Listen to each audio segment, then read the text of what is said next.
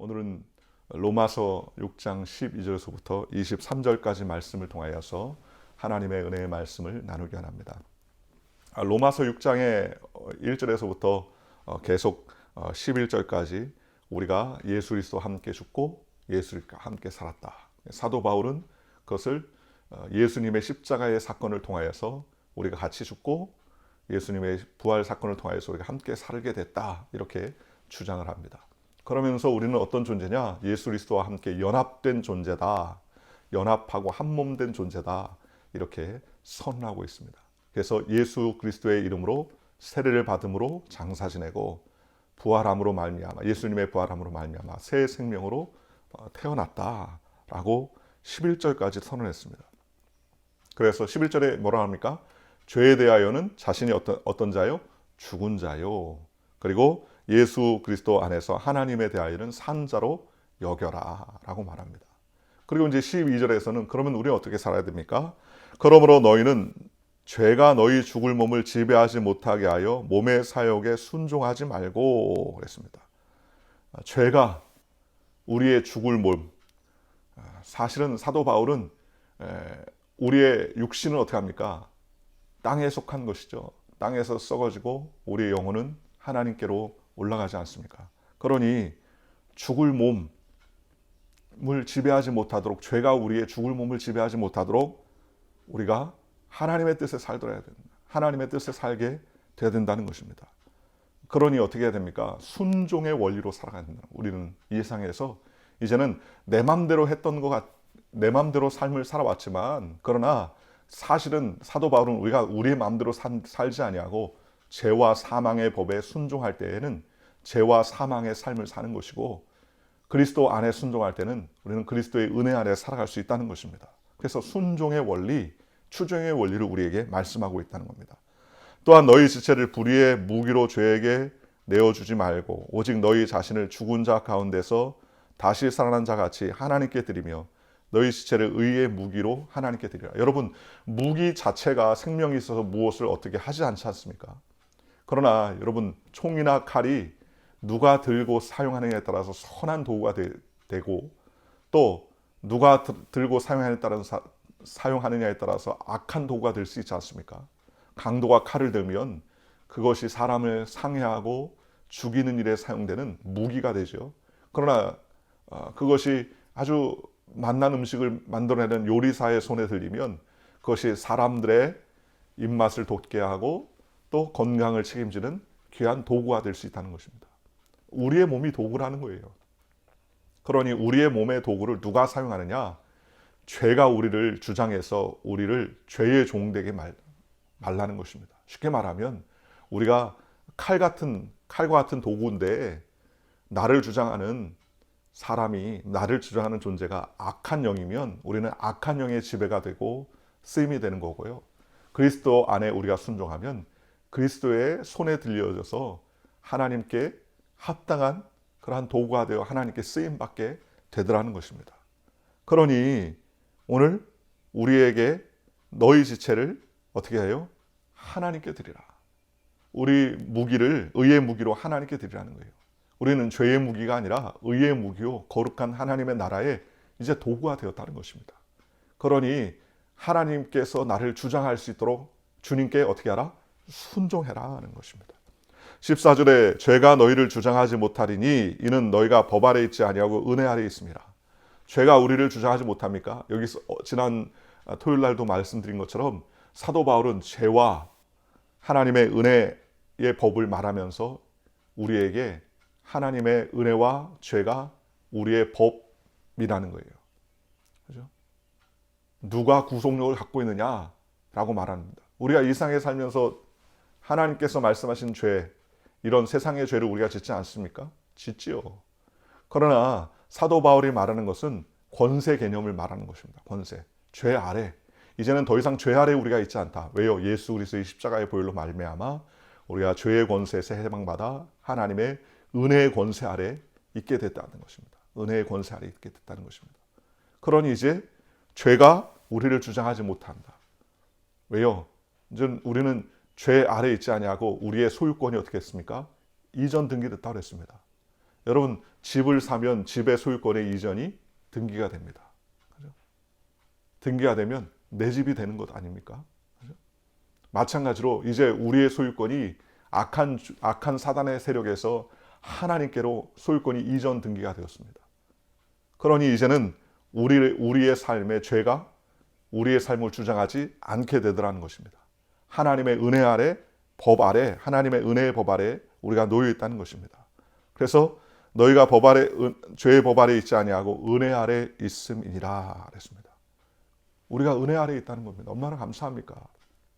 소속감이 중요하죠. 내가 누구냐, 나의 정체성이 중요합니다. 그러니 하나님께서 우리를 은혜 아래 두었다는 것입니다. 얼마나 감사합니까? 15절에 그런즉 어찌하리요 우리가 법 아래 있지 아니하고 은혜 아래 있으니 죄를 지으리요 그럴 수 없다는 거예요. 내가 죄를 짓느냐 못한다는 겁니다. 왜요? 이제는 죄의 법 아래 있지 아니하고 은혜의 법 아래 있다는 겁니다. 그래서 죄가 죄 되지 않는다는 겁니다. 앞서 얘기한 것처럼 우리가 죄를 짓지 않는다.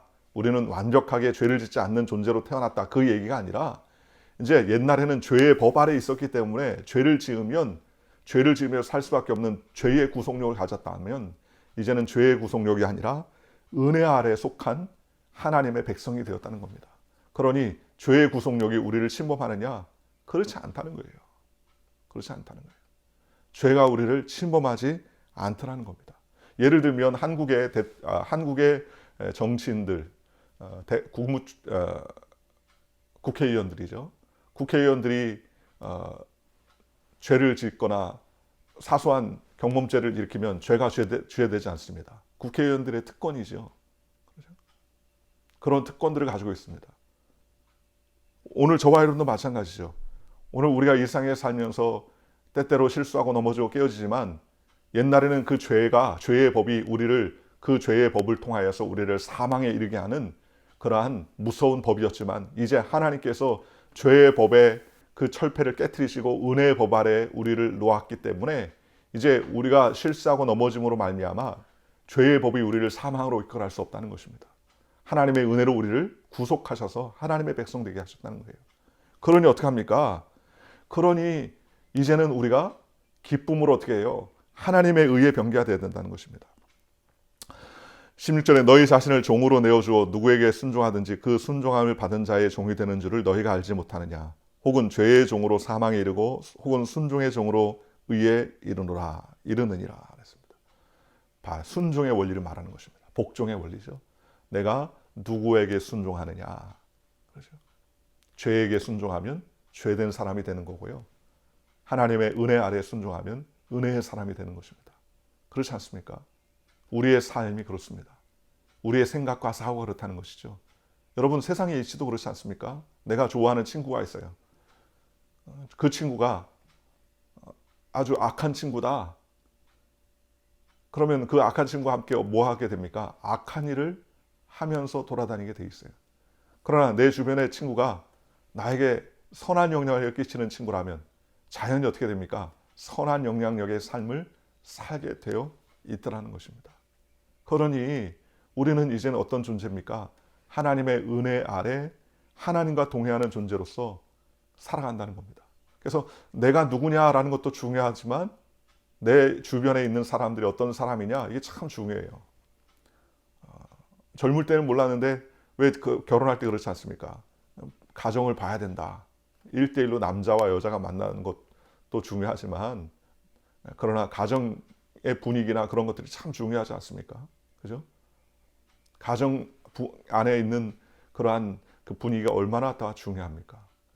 맥스 주크라는 사람과 에드워드라는 목사님의 일생을 비교해 봤다는 이야기를 여러분 잘 듣지 않습니까? 맥스 주크라는 사람이 알코올 중독자인데 그 사람이 몇 대를 걸쳐서 그 가게를 조사해 봤더니 그 사람이 한 1000여 명 정도로 자손을 낳았어요. 그 1000여 명 중에 살인자가 10대 명이 나오고 범법자들이 수십 명이 나오고 사회에 악을 끼치고 강도, 살인, 각종 사기를 치는 사람들이나 그래서 사회적으로 큰 손실을 가져다주는 그러한 자손들이 많더라는 겁니다. 근데 이 에드워드 목사님의 삶의 그 후손들을 보니까 한 960명 정도를 후손을 낳았는데 그 후손들이 다 어떻게 합니까? 부통령이 한 명이요, 또 대학 총장이 몇 명이, 의사가 몇 명이요. 선한 영향을 끼치는 사람. 그래서 사회적으로 이 가문이 사회적으로 끼친 영향력이 어마어마하다는 거예요. 천문학 숫자의 영향력을 그렇게 가졌다는 겁니다. 얼마나 대단합니까? 내가 누구냐 하는 것도 중요하지만 내가 누구와 함께 하느냐 매우 중요하지 않습니까? 가정의 분위기가 얼마나 중요합니까? 그렇잖아요. 아버지가 집에서 무엇을 하느냐, 아버지가 집에서 무엇을 하느냐, 이게 자녀에게 얼마나 중요합니까? 그렇잖아요. 술 먹는 모습, 담배 피는 모습, 허랑방탕하는 모습들을 보고 자란 자녀가 어떻게 되겠습니까? 그와 비슷하게 되지 않겠습니까? 기도하고 말씀 읽고 하나님을 사모하고 예배드리는 모습을 본 자녀들이 어떻게 합니까? 그 모양을 쉽게 따라갈 수 있지 않습니까? 주변 사람들도 마찬가지죠. 주변의 친구들 마찬가지입니다. 그 한 사회, 그 마을 한 사회에 아주 안 좋은 그러한 문제 사람들이 자꾸 꼬이기 시작하면 문제가 더 점점 많아지지 않습니까? 그러니 이제 우리는 하나님 앞에 순종해야 됩니다. 순종의 도리. 누구에게요? 하나님의 은혜 아래 순종해야 된다. 죄의 종 노릇하지 말고 하나님의 은혜에 순종하여 순종의 종, 하나님의 은혜의 백성이 되는 저와 여러분들 되시기를 주님의 이름으로 축원합니다. 17절에 하나님께 감사하리로다. 너희가 본래 죄의 종이더니 너희에게 전하여 준 바 교훈의 본을 마음으로 순종하여 죄로부터 해방되어 의의 종이 되었느니라. 원래 우리는 어떤 종입니까? 죄의 종입니다. 아담과 하와의 범죄로 말미암아 우리 죄가 이 세상에 들어왔습니다. 모든 사람이 인류의 원죄를 가지고 태어났습니다. 그 죄에 구속되고 죄 아래 삽니다. 그런데 이제는 마음의 교훈을 받았습니다. 어떤 교훈입니까? 예수 그리스도의 십자가의 보혈로 말미암아 믿음으로 말미암아 하나님의 친백성이 되었습니다. 그래서 그 마음으로 순종했습니다. 어떻게 순종했습니까? 예수 그리스도를 믿음으로 순종했지 않습니까? 그래서 믿음으로 의에 이르렀습니다. 그리고 죄로부터 해방되었습니다. 이제는 우리는 의의 종이 되었습니다. 죄로부터 해방되었다는 말이 죄를 짓지 않는다는 소리가 아니라 죄의 권세에서 해방됐다는 겁니다. 더 이상 우리의 소유권이 이젠 죄 아래에 있지 아니하고 하나님의 의의 아래에 있다는 것입니다. 그러니 이제는 하나님의 권세가 우리를 주장하게 됐다는 것입니다. 너희 육신이 연약함으로 내가 사람의 예대로 말하노니 전에 너희가 너희 지체를 부정과 불법에 내어주어 불법에 이른 것 같이 이제는 너희 지체를 의에게 종으로 내어주어 거룩함에 이르라 그랬습니다. 하나님의 은혜로 말미암아 우리를 하나님께서 구원해 주시고 자녀 삼아 주셨습니다. 그런데 옛날에는요, 죄의 종이 되어서 죄가 우리를 주장했죠. 그러니 불법의 삶을 살았습니다. 모든 것이 불법. 아유, 나는 깨끗합니다. 나는 온전합니다. 그렇지 않아요. 우리가 볼 때는 그렇죠. 사람과 사람 사이, 아유, 나는 깨끗한데 저 사람은 저렇게 깨끗하지 못하구나. 나는 온전한데 저 사람은 온전치 못하구나. 서로를 어떻게 합니까? 정죄하고 판단하지 않습니까? 아유, 목사님 저는 판단 안 합니다. 아니에요. 사람마다 다 마음속에 자신의 기준을 가지고 있다는 거예요. 여러분, 자신의 기준이 옳습니까? 전혀요. 내 기준이 옳은가요? 전혀 아니라는 거예요. 왜요? 나도 온전하지 않은데 어떻게 내 기준이 맞다고 할 수 있습니까? 오직 판단은 누가 하십니까? 하나님이 하신다는 거예요. 그 판단 앞에 의로움 받을 자가 있느냐? 없어요. 그러므로 말미암아 하나님의 판단 앞에서 의로움 받을 자가 아무도 없습니다. 우리는 죄 가운데 멸망할 수밖에 없는 존재라는 거예요. 그런데 이제는 하나님의 은혜 아래 우리가 믿음으로 말미암아 하나님의 자녀가 되었으니 이제 의에게 종으로 내어줘. 그죠? 의에게 순종하여서 거룩한 삶을 살 수 있도록 하나님께서 우리에게 은혜를 베풀어 줬다는 것입니다. 얼마나 감사합니까? 물론 우리가 예수 믿고 구원받아도 우리의 본성, 악한 본성들이 자꾸 습성, 뿌리를 자꾸 가지를 치기 때문에 그 습성을 잘라주는 것이 얼마나 중요합니까? 습관이 중요하죠. 그렇지 않습니까? 신앙생활도 습관이 중요하지 않습니까? 예배드리는 주일 성수하는 것, 예를 들어서 11조 생활하는 것, 우리가 기도 생활하는 것, 말씀 읽는 생활, 이 습관이 안 돼 있으면 어떻게 합니까? 습관이 되게 매우 어려워요. 근데 이 습관을 이루기 위해서는 최소한 몇 개월 걸리냐? 3개월 정도 걸린다는 겁니다. 3개월. 새벽 예배도요, 안 하다가 하면 어떡합니까? 안 하다가 하루 이틀 하면 막 기쁘지만 이게 한 일주일 이상 되면은요, 감기 증상이 생깁니다. 왜요? 안 일어나다가 일어나면 얼마나 피곤합니까? 그러니 몸이 반응을 하는 거예요. 피곤하다는 반응을 하는 것이죠. 그래서 새벽 예배 안 하다가 이제 한 이틀, 3일, 4일, 5일, 일주일 이상 하기 시작하면 감기 증상처럼 몸이 아프고 피곤하고 그럽니다. 왜 그렇습니까? 몸이 체질이 변하려고 하니까 그렇습니다. 그런데 몸이 안 좋으니까 내가 오늘은 쉬자, 눕자 하면 어떡합니까? 그 습관이 안 되는 옛날 습관으로 하는 것이죠. 그러나 그것을 이기고 몸이 안 좋은 것 같아도 이거는 내가 시차 적응하듯이 그렇게 적응해 가는 과정이구나 해서 그것을 이기게 되면 몸에 배이기 시작합니다. 습관이 되어진다는 겁니다. 습관이. 그러니 그 습관이 우리의 몸을 주장하는 것이죠. 자연스럽게. 예수님이 어떻게 합니까? 아침에 일찍 일어나서 습관을 따라 기도하셨더라. 저는 이 말씀에 상당히 은혜를 받았어요. 왜냐? 습관을 따라 기도했다는 말이 예수님도 기도하고 싶지 않을 때가 있었나 보다. 그런데 몸이 어떻게 돼요? 몸이 기도하는 습관이 확 배어 있으니까 자연스럽게 눈이 떠지고 일어나서 어떻게 합니까? 기도의 자리로 나아가고 예배의 자리로 나아가더라는 겁니다. 얼마나 감사합니까? 그죠? 습관이 얼마나 중요합니까? 그래서 무슨 습관을 하나 들이려면 최소한 3개월 정도 걸린다는 겁니다. 3개월 정도. 그 습관을 이루기가 매우 어려워요. 그런데 이제 우리는 하나님의 은혜 아래 놓여 있으니까 우리의 기독교적인 하나님의 은혜의 문화를 만들어 가야 된다는 것입니다. 죄에게 순종해서 죄의 종로를 타지 말고 은혜 아래 우리를 머물도록 그렇게 해야 된다는 것입니다. 20절에 너희가 죄의 종이 되었을 때는 의에 대하여 자유로웠느니라. 그죠? 죄의 종이 때는 의와 상관없는 삶을 살았죠. 그죠? 왜요? 의에게 순종하지 아니하고 죄에게 순종했으니 의와 나는 상관이 없습니다. 그렇지 않습니까?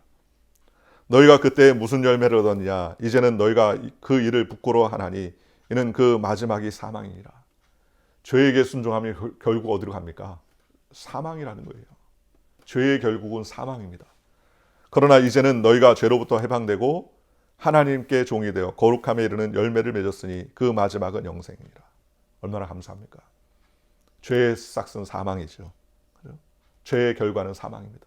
그러나 우리 주님의 거룩함에 이르는 열매를 맺었으니 그 마지막은 무엇입니까? 영생입니다. 그래서 23절에 선언하죠. 죄의 싹은 사망이요 하나님의 은사는 그리스도 예수 우리 주 안에 있는 영생이니라. 결과가 이렇게 달라지더라는 겁니다. 죄에게 순종하여 죄의 삶이 되면 그 결국은 무엇입니까? 망하는 것밖에 없어요. 사망입니다. 육신의 사망뿐만 아니라 영혼의 사망, 그 사망을 할 수밖에 없다는 것이죠. 그리고 하나님의 은사는 그리스도 예수 우리 주 안에 있는 무엇이다? 영생이니라. 영생의 삶을 살 수 있도록 하나님께서 우리에게 길을 열어주셨다는 것입니다. 그러니 얼마나 감사합니까? 오늘 우리는 죄에게 종로로 타지 아니하고 의의 종이 되어 의의 밑에 종이 되어 하나님을 기쁘시게 하고 하나님께 영광 돌리며 믿음으로 달려가는 존귀한 주의 백성 되시기를 주님의 이름으로 축원하고 어떠한 상황과 환경 가운데서 오직 하나님께 영광 돌리며 믿음으로 달려가는 거룩한 백성 되시기를 주님의 이름으로 축원합니다.